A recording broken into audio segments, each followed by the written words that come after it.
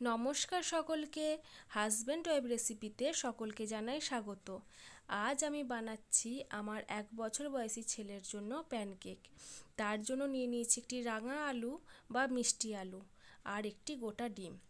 রাঙা আলুটি কুচি কুচি করে কেটে নিয়েছি এবং একটু লবণ দিয়ে সেদ্ধ করতে দিয়ে দিয়েছি। সেদ্ধ হয়ে গেছে, একটু ম্যাশ করে নিলাম ভালো মতো।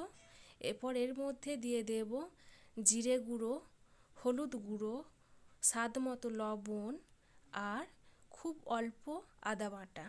এটিও ভালো করে ম্যাশ করে নেব আলুটির মধ্যে।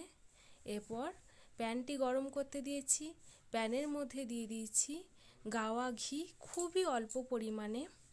এরপর একটি গোটা ডিম সেটি ফাটিয়ে নিয়েছি এবং ফেটিয়ে নিচ্ছি ভালো মতো, যাতে কেকটি ভালো করে ফুলে ওঠে। এরপর প্যানের মধ্যে দিয়ে দেব ছোট ছোট করে এই মিশ্রণটি।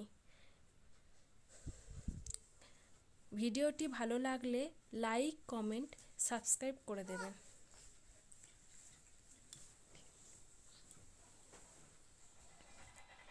সমস্ত ব্যাটারটি দেয়া হয়ে গেছে, উল্টে নিয়েছি, দেখুন কত সুন্দর ফুলে উঠেছে। ব্যাস,